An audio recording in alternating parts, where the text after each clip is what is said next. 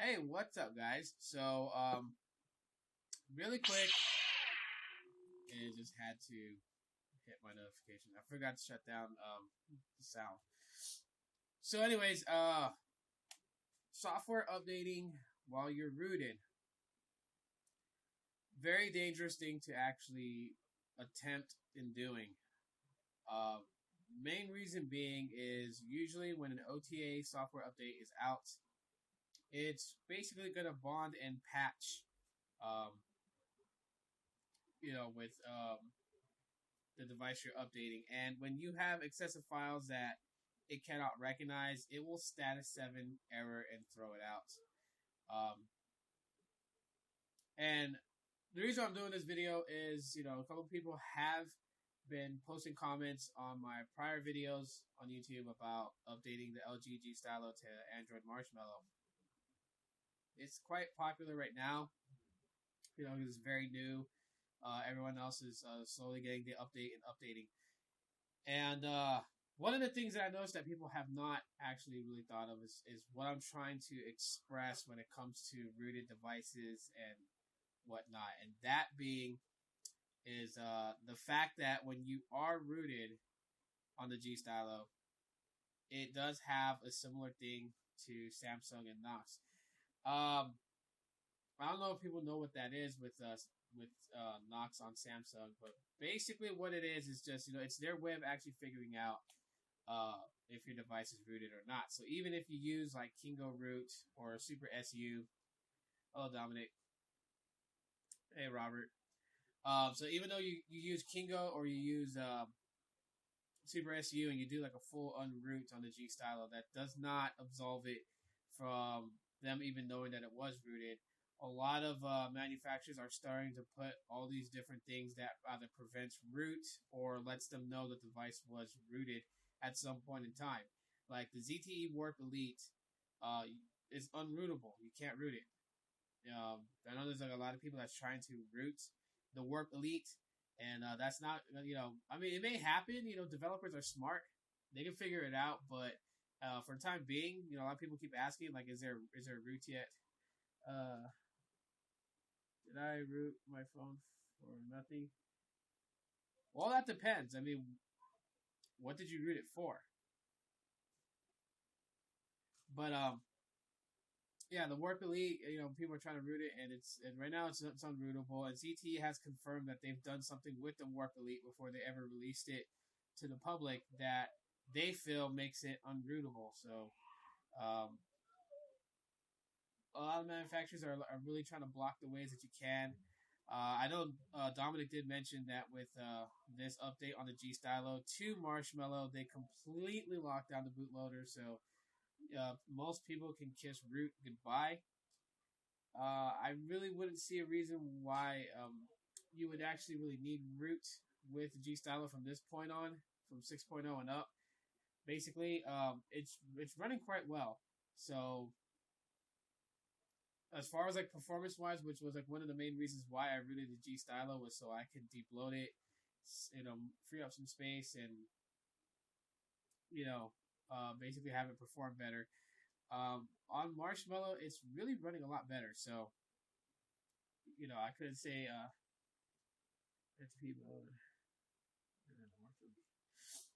Yeah, I mean, well, what I'm saying that like there's always going to be possibly a way like manufacturers can claim that a certain device is unrootable, but when there is there's a ton of developers out there that are willing to work around with it, they'll eventually will figure it out.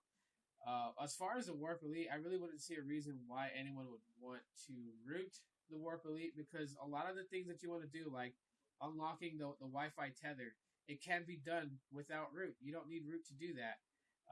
As far as it performing, with like being fluid in its how fast it is, you don't need to debloat it. It's got enough space to run. It's got enough RAM to basically process anything you throw at it. So, and it's only 16 gigs of internal storage and 2 gigs of RAM. Okay, it's not like flagships today, which are like between 32 to 128 gigabytes and 3 or 4 gigs of RAM. So, the Warp Elite, is in that 16 2, which is starting to become standard for basically budget devices. So I believe this year in 2016, budget devices are going to be around that range. 16 gigs of onboard storage, 2 gigs of RAM. That's what we're really going to be looking at. 13 megapixel rear facing camera, 5 megapixel front facing camera. So spec wise for budget devices in 2016, I feel that it's really going to get better. But when you're software updating your device and you have roots, normally back in the day, it used to be where if you were rooted and you did a software update, it would actually just, basically it would unroot your phone. So if you did the update, your phone would boot back up, but you would lose root. I wish I could still root the LG Stylo because of the hotspot that's home internet now. Just use the link here. I just root my phone from the App Store. I didn't root it from the computer. What do you mean you rooted it from the App Store? Like, what did you download from the App Store? Because majority of like rooted apps you find on the internet, but I don't believe the Play Store supports Kingo Root being on their on the Play Store, or Rootmaster, any of those one-click root applications. I don't believe that Google Play would even allow those to be on there. Yeah, Google Play blocks all rooting apps. Yeah, so I don't know what what you grabbed from the Play Store.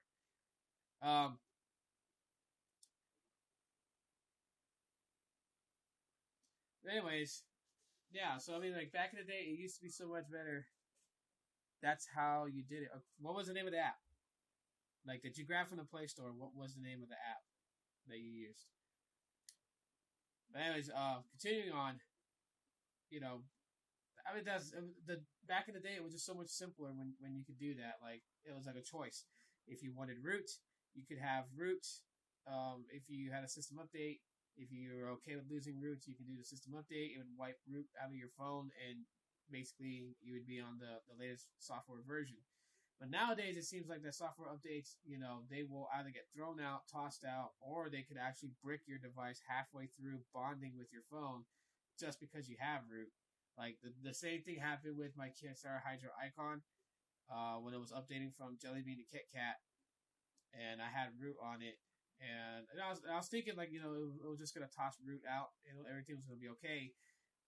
But that didn't actually happen, because when I did the update, it bricked halfway through. So I had a KitKat's recovery already installed on the Hydro Icon. You went through Kingo Root or King Root. Okay, I didn't know that King Root was on the Play Store, as Google Play doesn't really allow any rooting apps to be on there. I mean, there's apps that require root that you can download from the Play Store, but actual apps that root your Android phone, they normally don't let them on there. So I didn't even know about that. But if you used King Root, and you have it rooted, then yeah, it's gonna be a pain to get it back to complete stock.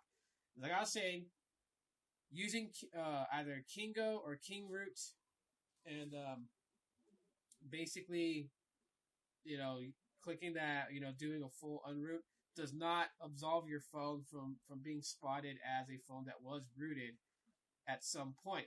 LG has installed with its newest line of smartphones, so that's the LG G Stylo, the LG Vault 2, the LG Tribute 2.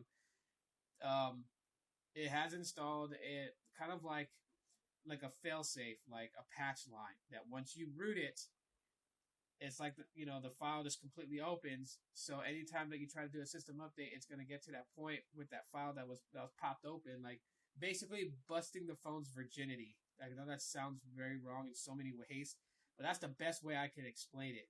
Is when you root, you pop the phone's cherry. Once the phone's cherry's popped, it's not like you can make it a virgin again. So LG knows this. The operating system, the system update knows this, and will completely throw out.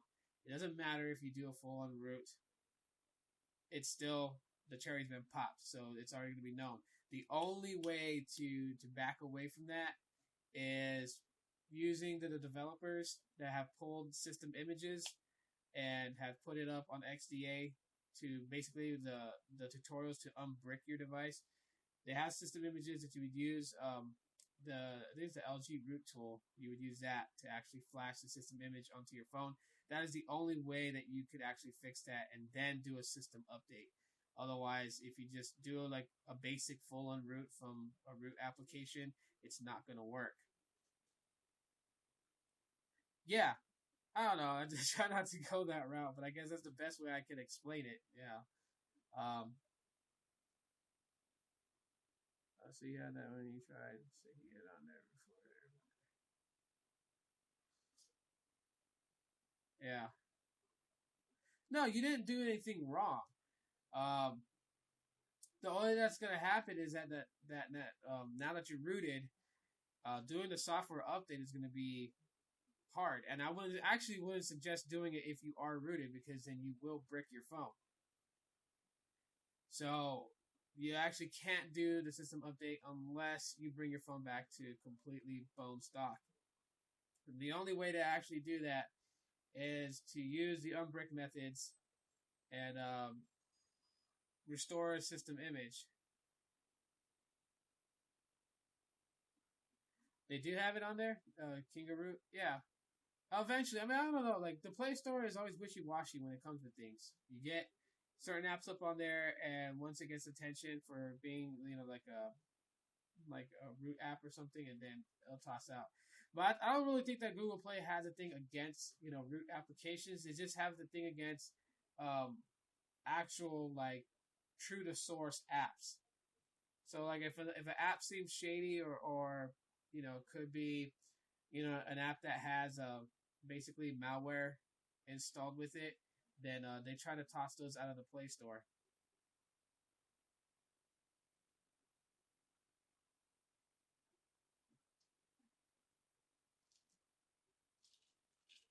Yeah, they usually do, but I don't know.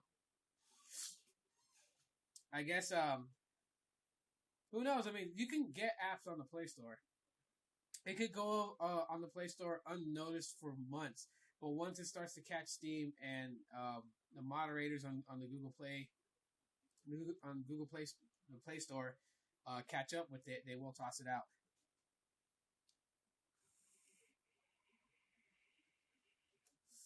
Yeah. Well, I mean, it is for a fact that Metro will get the update. As a matter of fact, I believe in one of John Ledger's scopes, he did kind of mention that. I don't remember which one it was, but it was talked about it. And pretty much like if you go online, T-Mobile is known that it's going to get it. So like all the LG devices on T-Mobile of recently are looking to get it. So the G4 is going to get it. The G Style is going to get it. So hopefully not too long. Maybe like at the end of January. Let's cross our fingers and pray for that. Because it is really good. I mean, there's some questions that people ask about, the SD card support. It actually does support SD card. You can still move your apps to SD card.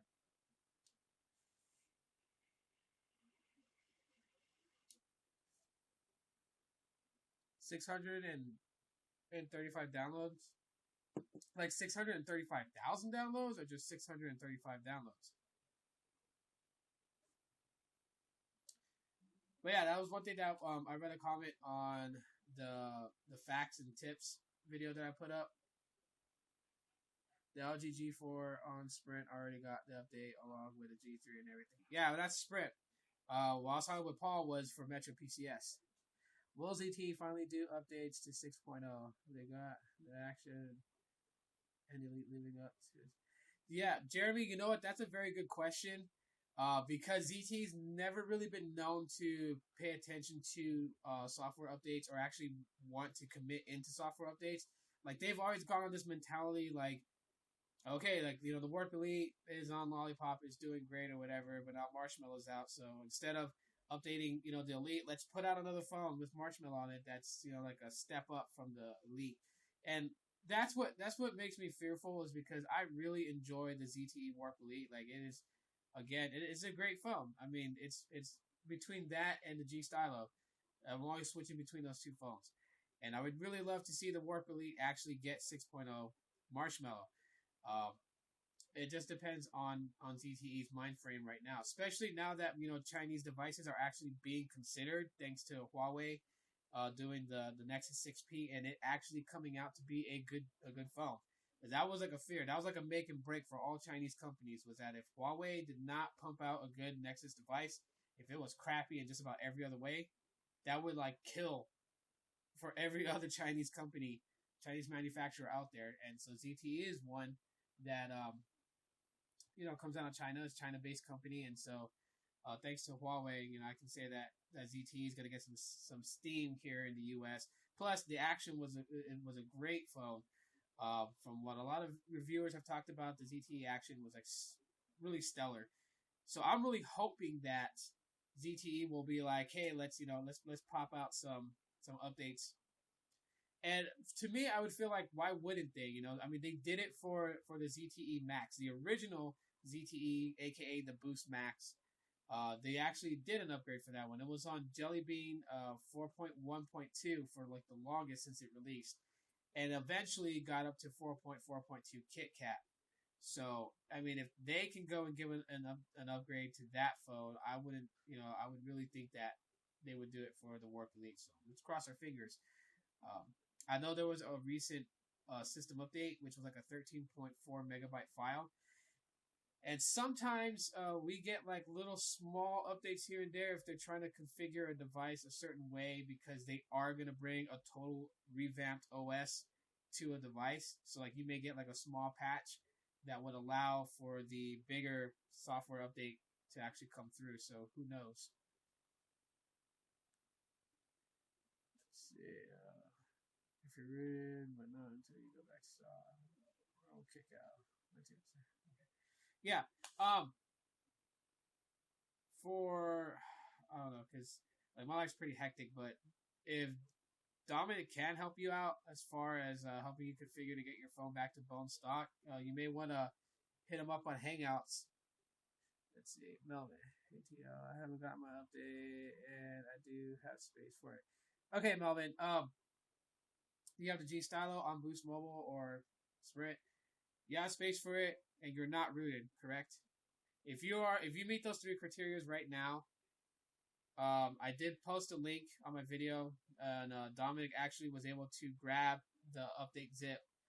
He was able to grab the OTA and format it to an update zip file, so you can actually install it with stock recovery. So if you want to go that route instead of waiting for the OTA to come to you, you can actually go to my video, and in the link you'll find Dominic's link for the update zip that he had put out for us. You can download that and install it from your stock recovery. You don't have to wait for the update zip. Well, the update OTA. Boost Mobile not really. Okay, cool. Yeah, like I said, yeah. So just click the link in my video where I was showing it. I'll bring you.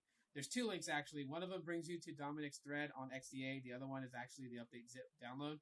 So whichever one you want to do it from, but you can actually download it, place it on your external SD card space. So not on your internal, but on your external. And once you have it on your external, downloaded everything, just boot into recovery, which is simple. You just power the phone off. Once the phone is completely off, hold the volume down button and press and hold the power button until the screen says recovery mode, and then you can let go. Once you're in the stock recovery, select install install update from SD and let it do its thing. Once that's done installing and it pretty much like updated your entire phone, wipe the cache. That will help with any applications that may crash when you try to open it. So, and that's it. Don't wipe data factory reset. Don't do that. Just wipe the cache, and then boot the system, and you'll be on Marshmallow 6.0. Yeah. So, I don't know. Like for me, I really am starting to worry about the future state of Android. as manufacturers are starting to lock down bootloaders. They're starting to do these weird methods of just blocking roots. And I like to think that those. I mean, I can see their point of view on things, and that's like it's hard for them to want to leave exploits for. Is there any difference with 6.0? Actually, there is. Visually, no. Like you won't see visual changes all too much. Like they're not using a different.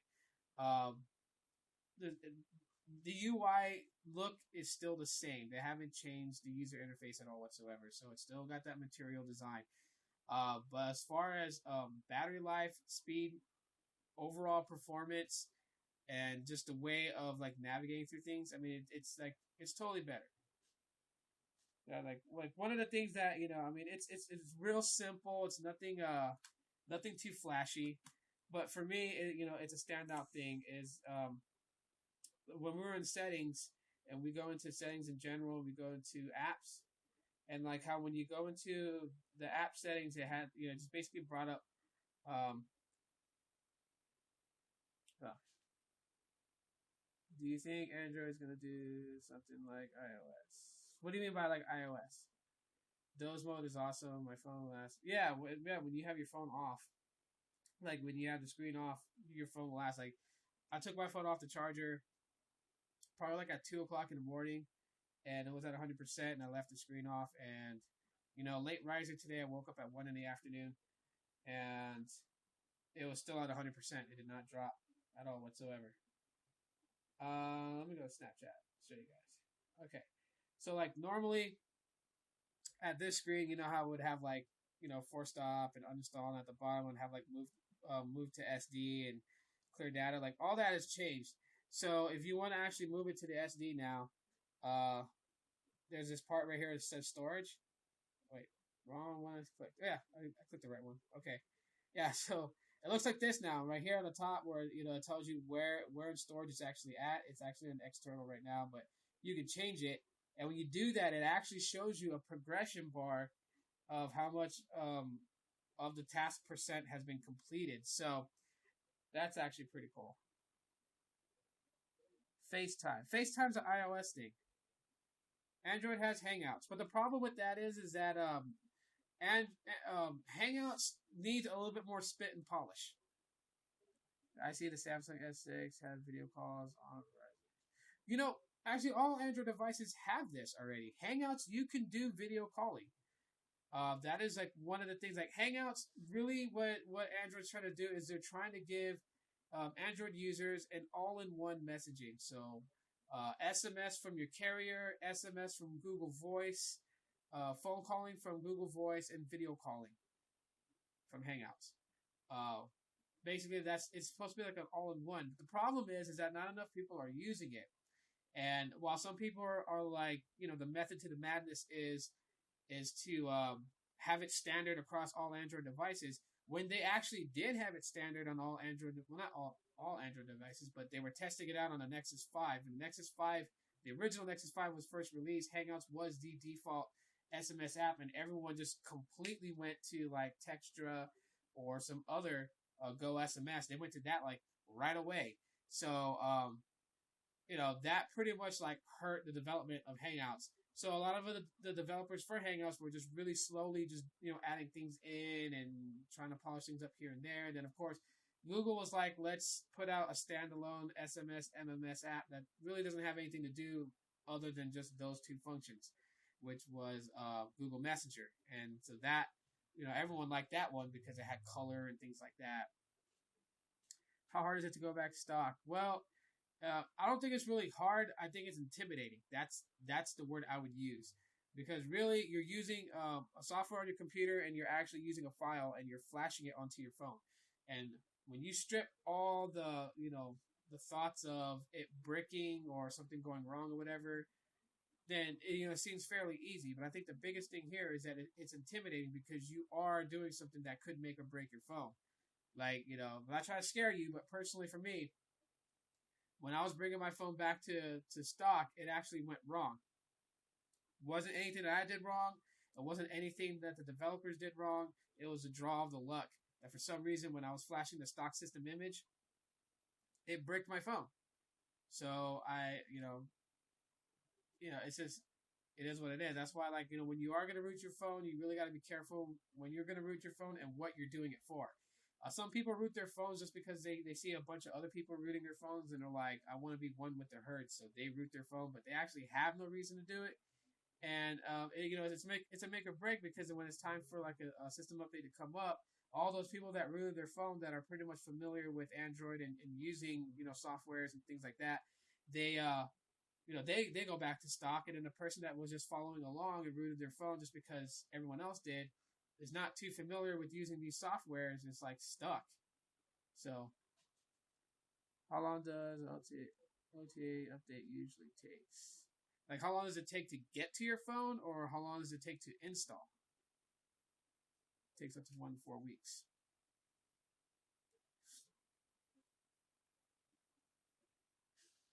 Yeah, it's rolling out in phases. But if you're talking about like actually installing it onto your phone, like you already have the OTA downloaded and you're about to install, this one took me about 25 minutes.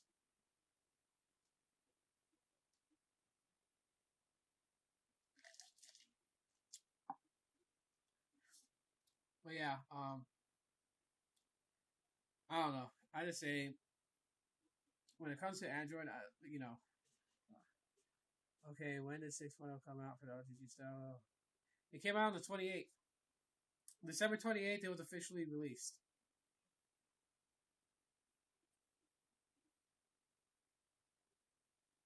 And my cable and the hotspot helps me watch TV on my phone. Cool, okay. Well, I'm not saying, if you're thinking that I'm saying that that's what you did, I'm not saying that's what you did. I'm saying that there's people that do that.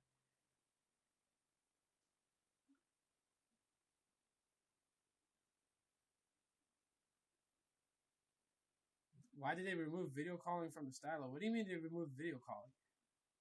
On the 5.1 update, I was able to video call from Hangouts online when it was on 5.1. I don't know what you mean by that exactly. LG Vault has an update that won't update. I know you made a video of it, but are you talking about the ZV6 for the original Vault?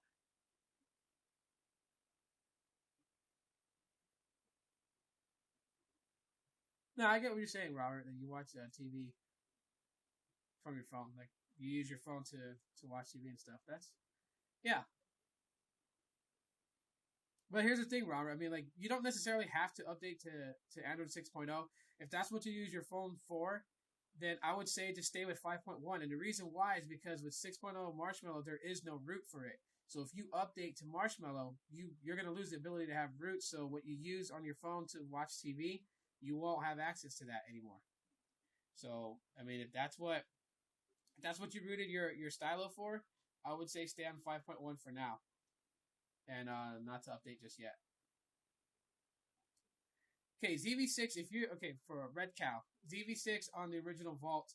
If you go to, if you Google search LG Vault all things root, you'll find Android forums. And when you go on that forums, there's a list there. They have the ZV6 ROM itself, and you can flash that on your phone and flash the ZV6 radios, because the update for ZV6 on the original LG Vault, it does come with an updated radio. I get a weird command when I have my phone in command windows.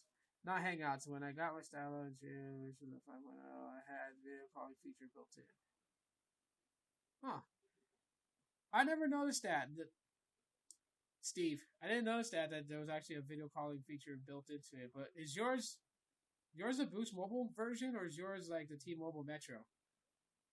I'm curious about that, because I didn't see video calling on 5.1 or even when it was on 5.0.2.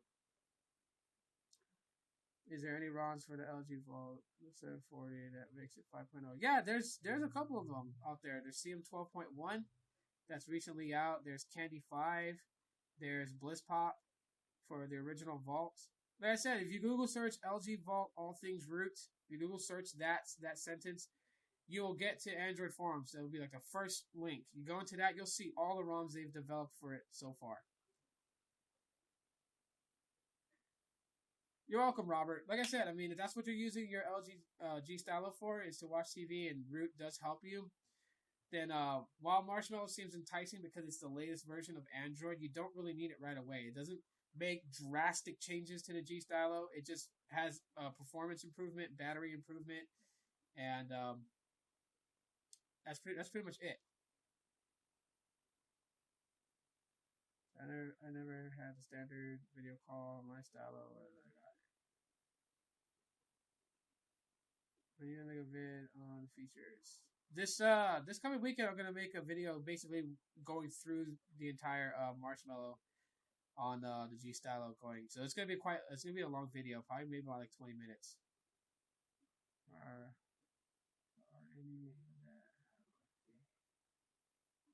T-Mobile, and they removed it on 5.1. I really can't tell you why T-Mobile removed it, Steve, because mine is Boost Mobile, so mine is the weaker little brother to yours. So I don't know why they removed it. Vault, don't have working LTE. Actually, most ROMs from the Vault didn't have LTE working, but some of them actually have it working now. I believe CM 12.1 has it, and BlizzPop, because I tested it out on both, and they both have LTE working. The Boost is getting the LG K7. Didn't hear about that, but thanks for the heads up, Melvin. I'm actually gonna look that up. Dominic's doing his on Friday. Yeah, I'm gonna be doing mine by the end of this week, so like in like a day or two, probably tomorrow, maybe the day after, maybe on Saturday, I'll actually do the full walkthrough. There are some noticeable changes as far as like where things are. Like I showed you that little bit in settings, like how to move things to the SD card, and I'm gonna show you guys moving an actual app to the SD card so you guys can see what I'm talking about. The progression bar showing you of how much of the process has been completed. So there are little things here and there that's like really really cool that's been changed with Marshmallow, but one of the most noticeable is battery life. Standby time actually. When you put your phone, the screen's off, you leave it down. Doze really kicks in and really does a kick-ass job just keeping your phone from having too much things in background eat up the battery while it's in sleep. And then performance wise, I don't know if most of you guys that have the Boost Mobile version of the G Stylo have noticed that when you have so many apps in there, everything just starts to get laggy and glitchy here and every now and then. That's just like completely gone. So it's really smooth now. You can check it out on Draconic Warfare on his YouTube channel. Yeah, Draconic Warfare, I mean, that dude's got it up on everybody because he works for Boost Mobile. So, like, that's why I love his channel, because it's like he has the inside scoop because he gets the email from basically Boost Mobile and Sprint Corporation that tells him what is coming his way and what he's got to prepare, his store for as far as promotion deals and things like that. So, yeah, I'll definitely check out his video. Thanks for the heads up, Melvin.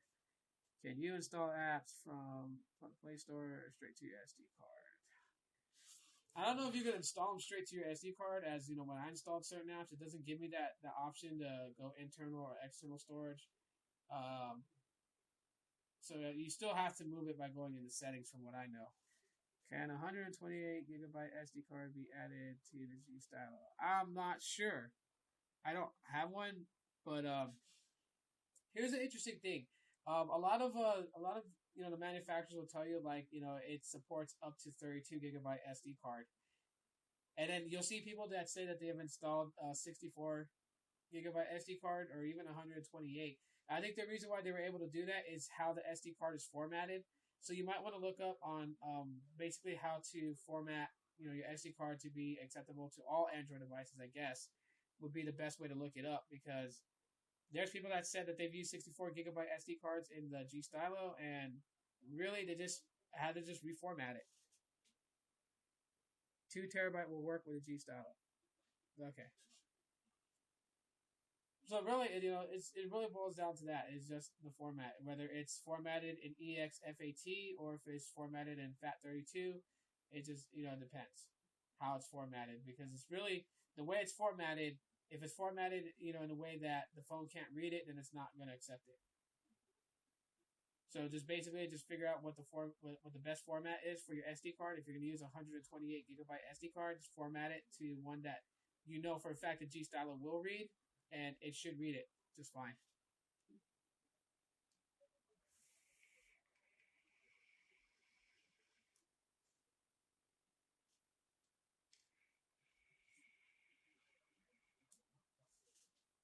FAT32 and EXT4, that's the only way. Okay. There you go. Dominic just basically told you. Basically, FAT32. EXT4, I believe you'd use that like I used to use that format when I would actually partition my external SD card into two different partitions. One would be formatted FAT32, and that would be for like photos and videos and stuff like that. And then EXT4 would actually be my secondary memory for applications. Yeah, that was my ringtone. I gotta change that because the holidays is over. But anyways, yeah, guys. So I gotta get going. My lunch is ready, so I'm gonna go eat right now. And I appreciate all you guys for coming in and checking out this live broadcast. Appreciate it. I just want to say, if you are rooted and you want to get Android Marshmallow on your LG G Stylo, you're gonna really have to connect with the developers on XDA, like Sixth Hokage. You'd have to connect with him to getting the actual stock system image, and for basically him giving you like how to flash that on your phone. That way you can bring your phone back to complete total LG G Stylo virginity, like restored. Otherwise, if you've rooted your phone, even if you do the Super SU full on root, it doesn't absolve the fact that you popped the cherry of the phone. So, do you think that you would try to get an iPhone from Boost? No, sorry. You know what? It's weird. Just real quick before I end this, like I know there's just people that's like been in my shoes where they're like, oh, they stay away from iOS, and then recently have went and bought an iPhone and whatever. I'm not one of those people. When I say that I don't support Apple, I don't support Apple products. So, and it's I don't preach that and tell people that they shouldn't support Apple products. It's just me. It's just a personal thing. So, yeah, you won't catch me with an iPhone ever. But other than that, like opinion wise, when people ask me what do I think of iOS, I think it's great. I think what they've done with it so far and where they brought it to from where it was 5 years ago, is really good. So if you're transitioning from Android to iOS, you really won't feel too much of a difference, other than the fact that iOS is a lot easier to navigate through. It's more simplified, and they've tried to adapt different things that have to do with like what you would get with Android. Yeah, I'm coming right now. That you get with Android, um, you can find that with iOS now. So there's certain things that iOS has taken from Android. We all know this, but it's not a big deal because there's stuff that we've taken from iOS. Android rules. Yeah, but I think the line's getting blurred nowadays, though. So, it's just really whichever you prefer to use. Like I know there's a lot of people that, like I said, that I've known that were like diehard Android users that jumped over to iOS and they're enjoying it right now. So I don't know. Just for me personally, I gotta say it's not gonna happen. So, but anyways, guys, thanks for checking out this broadcast. And I'll try to do more of these in the future. And I will see you guys later on. And it does too. All right, guys. You guys have a happy hump day. So we are on Wednesday. So thanks for checking this out, guys. Thanks for all the thumbs ups. Thanks for interacting with me. Love you guys. You guys have a great rest of your Wednesday. I'll see you guys soon.